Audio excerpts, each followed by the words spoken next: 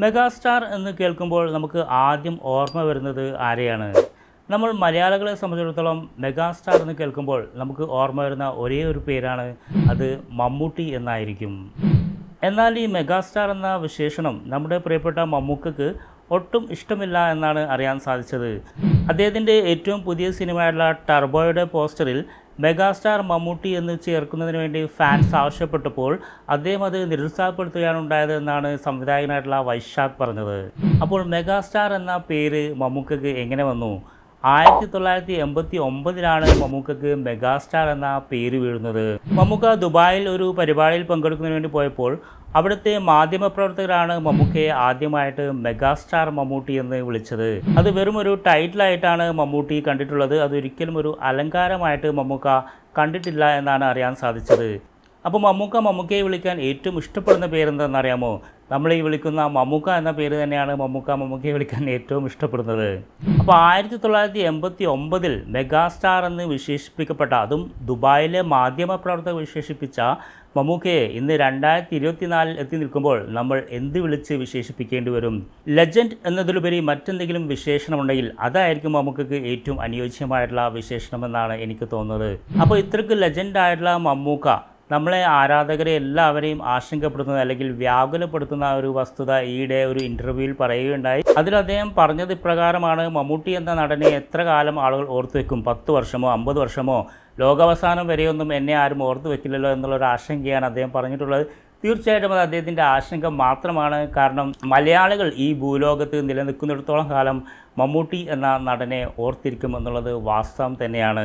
മലയാളികളെ അങ്ങനെ നമ്മൾ അണ്ടർ എസ്റ്റിമേറ്റ് ചെയ്യാൻ സാധിക്കില്ല. കാരണം മലയാളികൾ നമ്മൾക്ക് വർഷങ്ങൾക്ക് മുമ്പ് നമ്മെ വിട്ടുപോയിട്ടുള്ള ഒരുപാട് സാഹിത്യകാരന്മാരെയും കലാകാരന്മാരെയും നടന്മാരെയും നടിമാരെയും സാമൂഹ്യ പ്രവർത്തകരെയും രാഷ്ട്രീയക്കാരെയും ഒക്കെ ഓർത്തു വെക്കാറുണ്ട്. നമുക്കറിയാം, നമ്മളൊക്കെ ജനിക്കുന്നതിന് മുമ്പേ തന്നെ മരിച്ചു പോയിട്ടുള്ള സത്യമാഷിനെയും നസീർ സാറിനെയും ജയനെയും ഒക്കെ നമ്മൾ ഇന്നും ഓർക്കുന്നുണ്ട്. അപ്പോൾ മമ്മൂക്കയെ പോലുള്ളൊരു ലെജൻഡിനെ ലോകാവസാനം വരെ ഓർക്കാൻ, ലോകാവസാനം വരെ മലയാളികൾ നിലനിൽക്കുകയാണെങ്കിൽ തീർച്ചയായിട്ടും ഓർക്കും എന്നുള്ളത് വാസ്തവം തന്നെയാണ്. നമ്മൾ മലയാളികൾ മാത്രമല്ല മമ്മൂട്ടി എന്ന മഹാനടനെ ഇപ്പോൾ ആരാധകരായിട്ടുള്ളതെന്നുള്ളതാണ് മറ്റൊരു വസ്തുത. അന്യഭാഷക്കാരും വിദേശികളും പ്രത്യേകിച്ച് അറബി വംശജർ മമ്മൂക്കയെ ഒരുപാട് ഇഷ്ടപ്പെടുകയും ആരാധിക്കുകയും ചെയ്യുന്നുണ്ട്. ഇപ്പോൾ OTT വളരെയധികം പ്രാബല്യത്തിൽ വന്നതോടുകൂടി ലോകത്തെ ഏത് ഭാഷയിലുമുള്ള അല്ലെങ്കിൽ ലോകത്തെ ഏത് കോർണറിലുള്ള ഏത് രാജ്യത്തുള്ള ഏത് ഭാഷ സംസാരിക്കുന്ന ആളുകൾക്ക് പോലും മമ്മൂട്ടിയെയും മോഹൻലാലിനെയും ഒക്കെ OTT വഴി കാണുന്ന സിനിമകളിലൂടെ പരിചയമുണ്ട്. അതുകൊണ്ട് തന്നെ ലോകമെമ്പാടുമുള്ള മമ്മൂട്ടി എന്ന മഹാനടൻ്റെ ആരാധകർ ലോക അവസാനം വരെ മമ്മൂക്കയെ ഓർത്തു വെക്കുമെന്നുള്ളത് 100% ഷുവറാണ്. ശരിക്കും പറയുകയാണെങ്കിൽ മമ്മൂക്കയെ പറ്റി എത്ര പറഞ്ഞാലും മതി വരില്ല എന്നാണ് തോന്നുന്നത്. അതായത് മമ്മൂക്കയെ പറ്റി പറഞ്ഞു തുടങ്ങിക്കഴിഞ്ഞാണെങ്കിൽ ഒരുപാട് കാര്യങ്ങൾ, അദ്ദേഹത്തെ പറ്റി ഒരുപാട് വിശേഷണങ്ങൾ പറയേണ്ടി വരും. അങ്ങനെ അദ്ദേഹത്തെ പറ്റി പറഞ്ഞ് വാതോരാതെ ഞാൻ ഒരുപാട് സംസാരിക്കാറുണ്ട്. എൻ്റെ പല വീഡിയോയിലും ഞാൻ മമ്മൂക്കയെ പറ്റി ഒരുപാട് പറഞ്ഞിട്ടുണ്ട്. അപ്പോൾ മമ്മൂക്കയെ പറ്റി ഞാൻ ഈ ചാനലിൽ തന്നെ 100ഓളം വീഡിയോസ് ചെയ്തിട്ടുണ്ട്. അതെല്ലാം നിങ്ങൾ കണ്ടിട്ടുണ്ടാകുമെന്നാണ് ഞാൻ കരുതുന്നത്. നിങ്ങൾ തീർച്ചയായിട്ടും ഒരു മമ്മൂട്ടി ഫാനാണെങ്കിൽ അതിലെ കുറച്ച് വീഡിയോസെങ്കിലും നിങ്ങൾ കണ്ടിട്ടുണ്ടാകും. തീർച്ചയായിട്ടും നിങ്ങൾ എൻ്റെ ഒരു സബ്സ്ക്രൈബർ ആണെങ്കിൽ തീർച്ചയായിട്ടും നിങ്ങൾ ആ വീഡിയോസൊക്കെ കണ്ടിട്ട് തന്നെ ആയിരിക്കും എന്നെ സബ്സ്ക്രൈബ് ചെയ്തിട്ടുണ്ടാവുക എന്നാണ് എനിക്ക് തോന്നുന്നത്.